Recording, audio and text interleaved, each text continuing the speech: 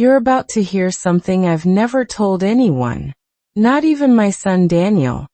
And if you walk away from this story unchanged, then I haven't told it right, because what happened to me wasn't just a mistake of justice or a twist of fate. It was a slow unraveling of everything I believed myself to be, followed by a rebirth I never saw coming. And it all began on a rain-soaked October morning in 1973 when I opened my front door to two state troopers with faces like stone and eyes that wouldn't meet mine. And before they even spoke, I knew my life was over. Not because I'd done anything wrong, but because someone had decided I had. And in this world, especially for a woman alone like me, belief can be more dangerous than truth. My name is Eleanor Hayes, though back then I was still Eleanor Whitmore. A widow of 5 years raising my boy Daniel in a quiet house on Maple Street in a town so small the post office closed at noon. And I kept to myself.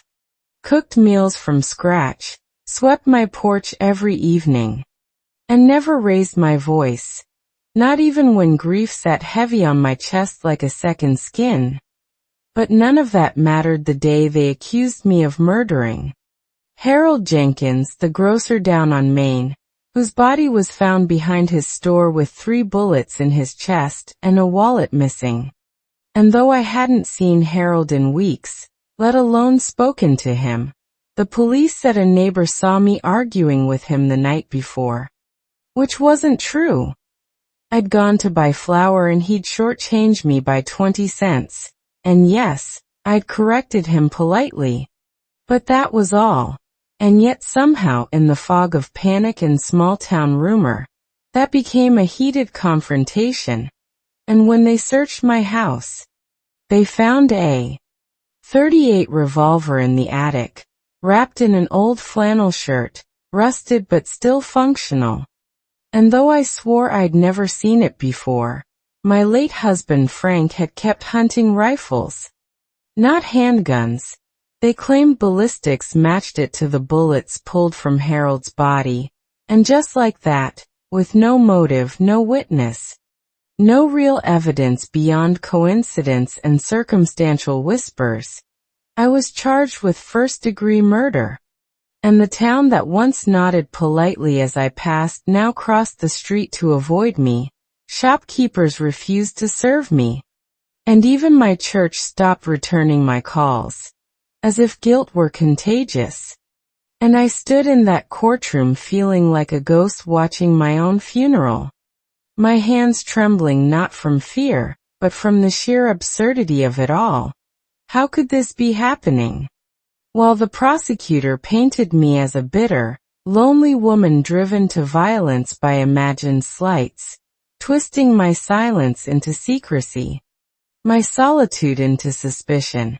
And though my court-appointed lawyer tried his best, he was young and overwhelmed, barely out of law school, stammering through objections while the jury, 12 faces of polite disapproval, leaned forward whenever the state's witnesses spoke, as if hungering for drama rather than truth. And when the jury returned after only 4 hours with a guilty verdict, I didn't cry. I just stared at the floor tiles, counting them over and over until the numbers blurred, because crying would mean accepting it. And I couldn't, not yet. They sent me to the Women's Correctional Facility in Chillicothe, a gray concrete fortress where time moved like molasses and hope was a luxury no one could afford. And for the first 6 months, I barely spoke, barely ate, just curled into myself like a dried leaf, convinced that if I disappeared enough, maybe the world would forget I existed. But prison doesn't let you vanish. It forces you to be seen, to be counted, to be labeled, and slowly, against my will, I began to notice the women around me. Maria, who sang lullabies to a photo of her daughter every night. Ruth, who carved tiny birds from soap and gave them to anyone who looked sad. And Lena, who'd been inside for 12 years for a crime her boyfriend committed, and who taught me how to knit with unraveled bedsheets just to keep my fingers busy, and through them, I learned that survival isn't just about breathing. It's about finding a reason to keep your heart open, even when the world has slammed every door in your face. The days bled into each other. Wake up at 5:30 a.m. Cold showers, gruel that tasted like wet cardboard. Work detail in the laundry room where steam rose like ghosts from the industrial washers. And lights out at 9 p.m. sharp. But the worst part wasn't the routine. It was the silence inside my own head. The way memories of Daniel's laughter would surface without warning, followed by a wave of nausea so strong I'd have to sit on the floor until it passed. Because how do you explain to a child that his mother is locked away for a crime she didn't commit? How do you hold on to love when you're treated like poison? I wrote him letters every week, dozens of them, telling him about the stars I saw through the barred window, about the dandelion that pushed through a crack in the yard, about how I still made his favorite oatmeal cookies in my mind. But after the first year, his replies grew shorter, then sadder, then stopped altogether. And the warden told me his foster family thought it confusing for him to hear from me. As if truth were confusion. As if love were a liability. 2 years passed like that. 2 years of cold showers, thin gruel, and the constant hum of fluorescent lights. Until one rainy Tuesday in March, a new inmate arrived, transferred from another facility, and she walked into the yard with her head high and eyes sharp as flint. And though I didn't know it then, her name was Cora Bellwether, but everyone called her Doc, because she'd been a nurse before her life fell apart. And she took one look at me, pale, hollow-eyed, barely 40 but looking 60, and said, "You're wasting away, honey. You got a story, don't you?" And for the first time since my arrest, I told someone the truth. Not just the facts, but the feeling. The injustice, the loneliness. The way my son's letters had grown shorter and sadder, until they stopped altogether. And how I lay awake every night wondering if he believed I was a killer too. Cora listened without interrupting, then leaned in and whispered, "If you're innocent, then someone out there knows it, and someone else knows who really did it." She started digging, using her connections from the outside. Old patients, former colleagues, even a retired cop who owed her a favor. And within months, she uncovered something the police had ignored.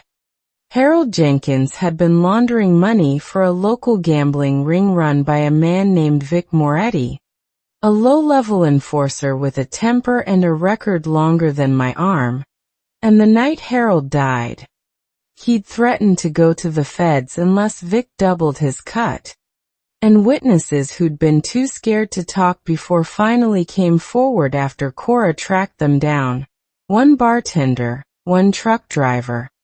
Even Harold's own sister, who admitted she'd seen Vic's car parked behind the store that night but stayed silent out of fear.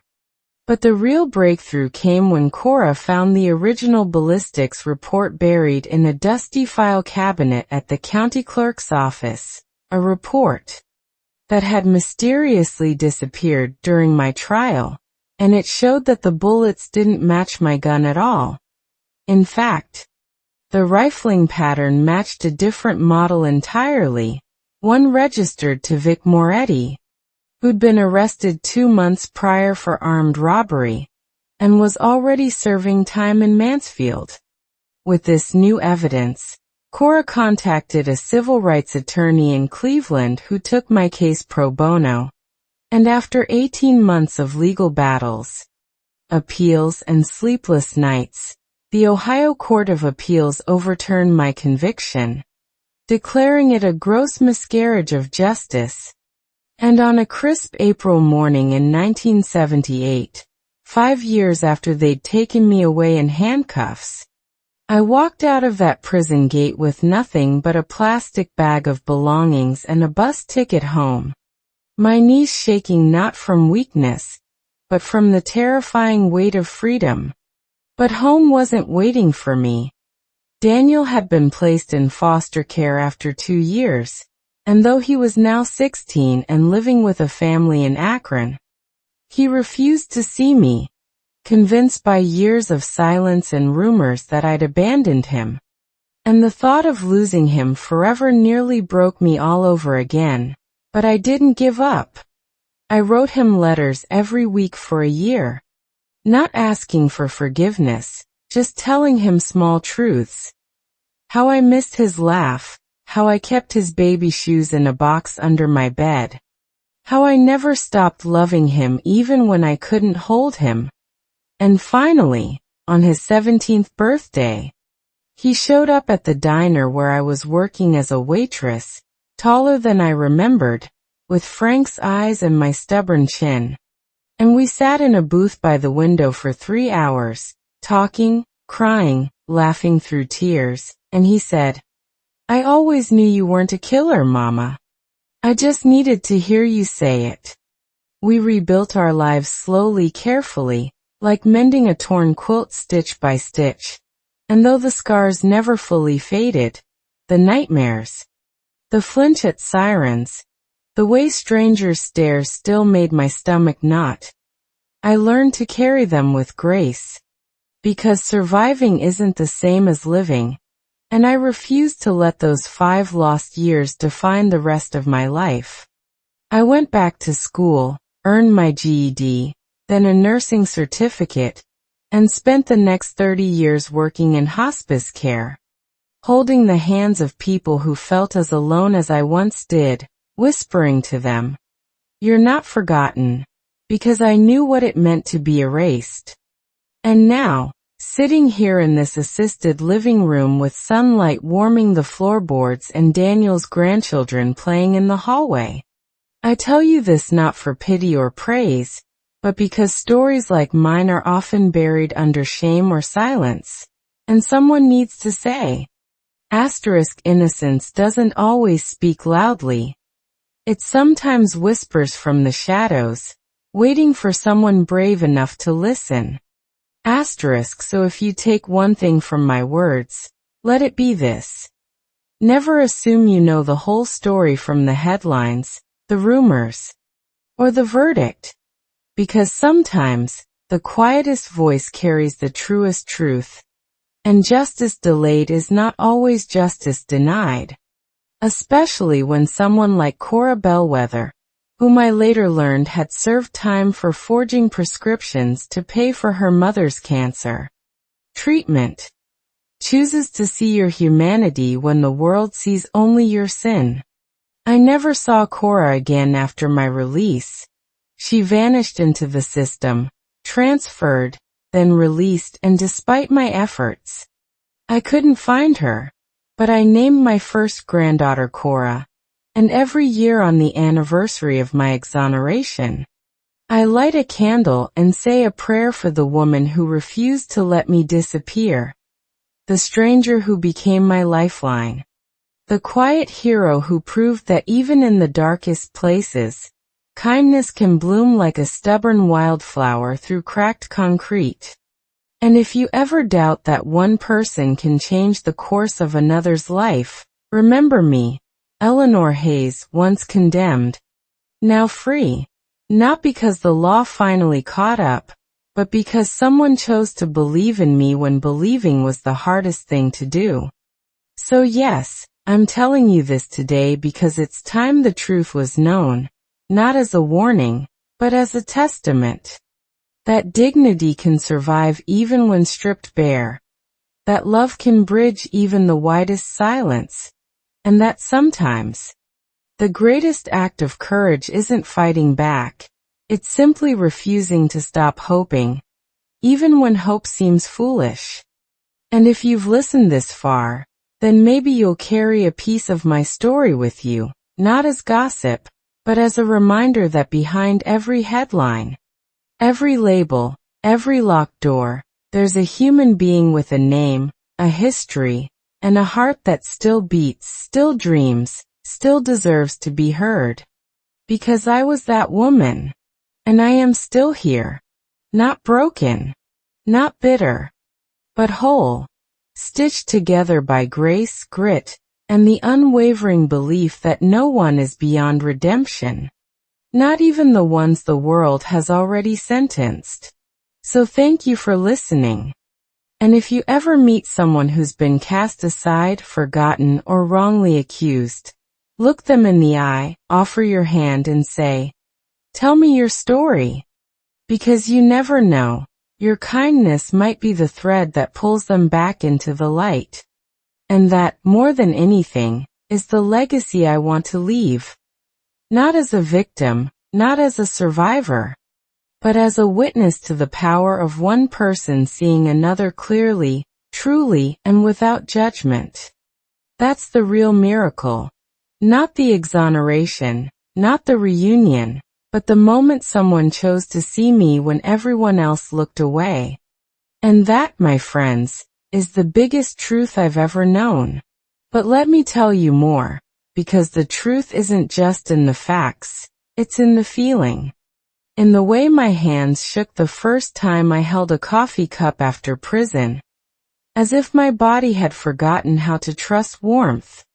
In the way Daniel's voice cracked when he finally said "Mama" again, like a door creaking open after years of rust. In the way I used to wake up screaming from dreams where I was still in that cell, the walls closing in, the guard yelling my number over and over until I realized I was free, but my mind hadn't caught up yet. Freedom, I learned, isn't just unlocked with a key. It's reclaimed one breath at a time. And Cora, oh Cora, she never asked for thanks.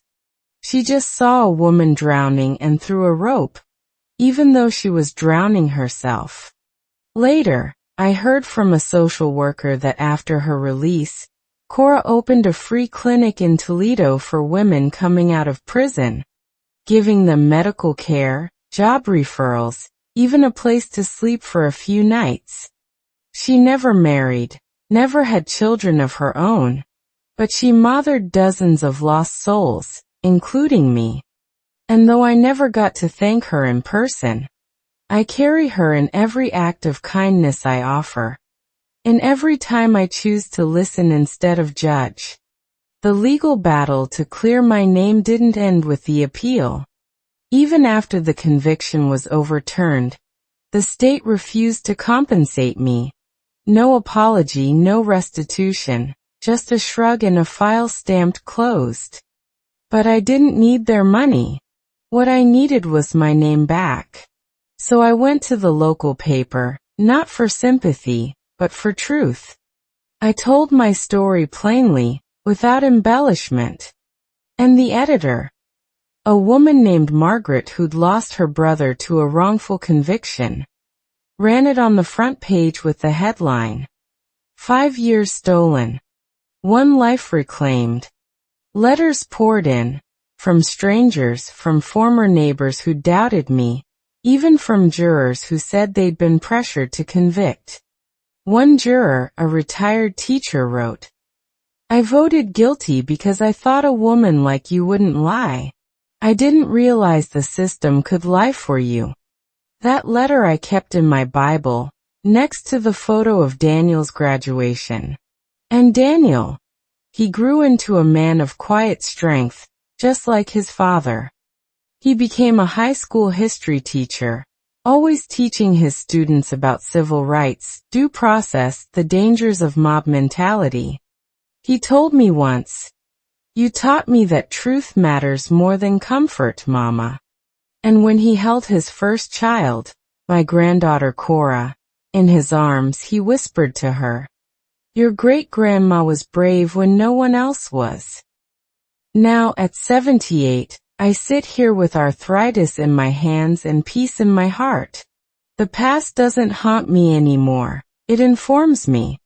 And if sharing this story helps even one person pause before judging, or reach out to someone the world has discarded, then every tear, every sleepless night, every moment of despair was worth it. Because justice isn't just about courts and laws. It's about seeing each other fully, tenderly, completely. And that, my dear listener, is the most revolutionary act of all. So remember this. You are never too broken to be rebuilt. You are never too lost to be found.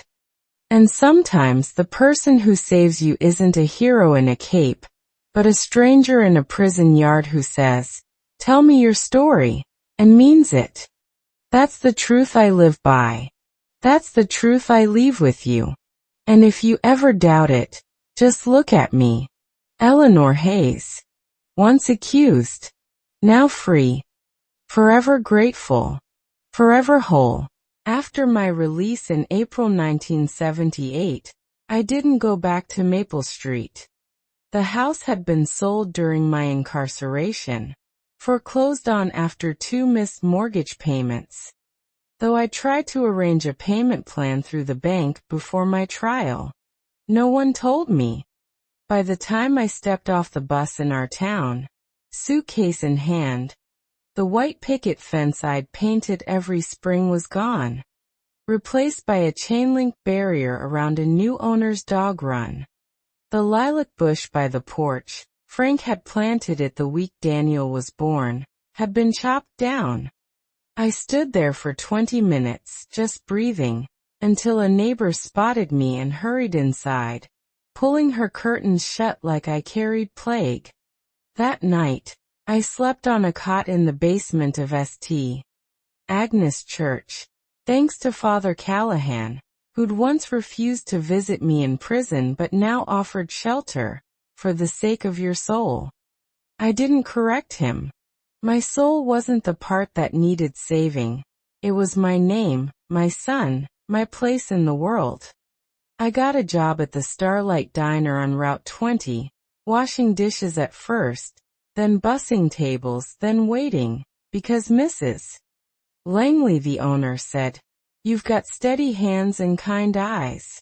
People trust you." That meant more than any paycheck.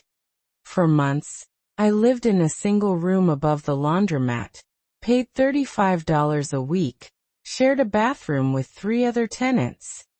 I kept my head down, spoke only when spoken to, and saved every dime. Not for myself, but for Daniel.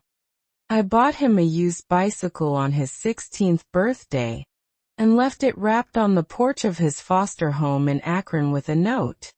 Asterisk for when your legs feel strong enough to ride toward me. Asterisk he never wrote it. But he didn't throw it away either.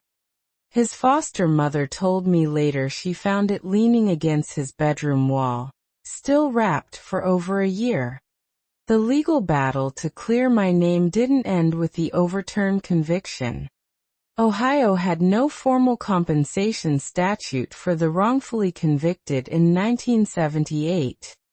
There was no automatic apology, no restitution fund, no official reckoning. I hired a young attorney named Miriam Cho, a Korean-American woman fresh from law school, sharp-eyed and unafraid of county sheriffs, who filed a civil suit against the state for malicious prosecution and negligence. It took 3 years. 3 years of depositions where former officers claimed they couldn't recall why they'd ignored Vic Moretti's known threats against Harold Jenkins. 3 years of judges dismissing motions, then reinstating them, then delaying hearings due to docket congestion.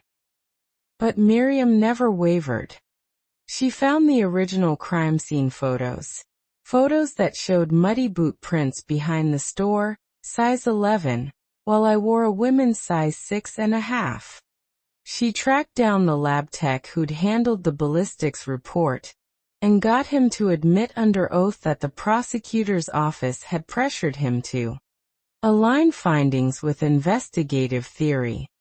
And she unearthed a memo from the sheriff's department dated 2 days after my arrest stating, Moretti seen near Jenkins store night of murder. Follow-up pending. They never followed up. Because they already had their suspect. A quiet widow with no alibi, no lawyer, no voice. When the case finally settled out of court in 1981, it wasn't for millions. It was for $42,000, barely enough to cover legal fees and 5 years of lost wages. But the settlement included something rarer. A public statement from the Attorney General's office acknowledging procedural failures that contributed to a grave injustice. Not an apology. Not exoneration in full. But a crack in the wall. And through that crack, light began to seep. I used part of the money to enroll in night classes at Cuyahoga Community College. At 34, I sat among teenagers half my age, my fingers stiff from years of laundry room labor, struggling with algebra and biology. But I remembered Lena's soap birds. How she'd carve beauty from nothing. And I told myself, if she could make wings from lion water, I can learn anatomy from a textbook. Daniel started visiting me once a month after that first meeting at the diner. We'd sit in parks, eat ice cream, talk about books, teachers, his fear of failing, my fear of being forgotten. He never asked about prison directly, but sometimes, when a siren passed or a man raised his voice nearby, he'd watch my face, checking if I flinched. And I did at first. But slowly, I learned to breathe through it. One afternoon, he brought his high school essay on To Kill a Mockingbird. I wrote that Atticus Finch reminded me of you, he said quietly. Because you stood alone, and still chose to be good. I cried so hard I couldn't speak for 10 minutes. That was the day I knew we'd truly find our way back. By 1985, I'd earned my LPN license and began working at Lakeview Hospice. I chose hospice not out of morbidity, but because I understood what it meant to be unseen. The dying often feel like ghosts long before they pass. Ignored, pitted, spoken over. I made a rule for myself. Always kneel when you speak to a patient. Meet them at eye level. Say their name often. Mrs. Delaney, a retired librarian with pancreatic cancer, once gripped my hand and whispered, "You're the only one who looks at me like I'm still here." That became my mantra. Be here. See them. Honor the life that remains. Years passed. Daniel graduated college, married a kind woman named Lila, a nurse like me. They had 2 children, Cora, born in 1992, and Thomas in 1995. I held Cora the day she was born, her tiny fingers curling around mine. And I thought of Cora Bellwether, how she'd given me back my future without ever knowing she'd done it.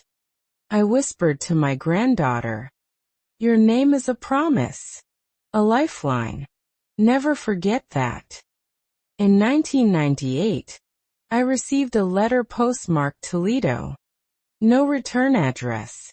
Just a single sheet of paper with shaky handwriting. Eleanor. Saw your picture in the paper, the hospice award. You look like peace. I'm okay. Clinic's small but busy. Last week, a girl came in, just released, scared, no one waiting. I gave her your oatmeal cookie recipe. Said it came from someone who knew how to wait. Don't look for me. Just keep doing what you're doing. See asterisk. I read it 50 times. Then I baked a batch of oatmeal cookies, raisins, cinnamon, a pinch of salt, and took them to the Women's Reentry Center downtown. I've done it every month since. Now in this assisted living room, with sunlight pooling on the oak floor, and the sound of Cora's twins laughing down the hall. I think often about time. How it doesn't heal, but transforms. The rage I once felt toward the neighbor who lied about seeing me argue with Harold? It softened into sorrow for her fear. The grief over lost years with Daniel? It became gratitude for the decades we reclaimed. Even the memory of that courtroom, those 12 faces convinced of my guilt, no longer burns. Instead, it reminds me. Never be so certain you're right that you stop listening. Last winter, a young woman named Jasmine moved into the apartment across the hall. She's 32, recently released after serving time for a drug charge tied to her abusive partner. She keeps to herself, jumps at loud noises, won't meet anyone's eyes. Yesterday, I knocked on her door with a plate of cookies and a thermos of chamomile tea. I know what silence feels like, I said. And I know it gets heavy. You don't have to carry it alone. She didn't say much, but she took the tea. And today, she waved when I passed her in the hallway. That's how it begins. Not with grand speeches or courtroom victories, but with a cup of tea. A name spoken kindly. A story offered without shame. So yes, I'll tell more. Because the truth isn't finished until it's passed on. They say I'm brave. But bravery isn't the absence of fear. It's the choice to act despite it. And every day I choose to believe that kindness is stronger than suspicion. That truth matters even when it's inconvenient. And that no soul is beyond redemption. Not the juror who voted guilty, not the officer who looked away. Not even the man who killed Harold Jenkins, and let me take his place. Vic Moretti died in prison in 1989, stabbed in a yard fight. I didn't rejoice. I lit a candle that night. Not for him, but for Harold, whose death was used as a weapon against me. And for all the lives tangled in that web of greed and fear. Justice isn't vengeance. It's restoration. And sometimes, restoration looks like a grandmother teaching her granddaughter to knit. Or a former inmate opening a clinic. Or a widow sitting in a sunlit room saying, "This is what happened. And I am still here." So here I am, Eleanor Hayes, once erased, now enduring. Not defined by the lie they told about me, but by the truth I chose to live. And if you carry nothing else from these words, carry this. The world tries to reduce people to their worst moment, or someone else's lie about them. But you get to decide who you are after the storm. And I decided to be gentle. To be present. To listen. To remember. Because someone once listened to me. And that changed everything.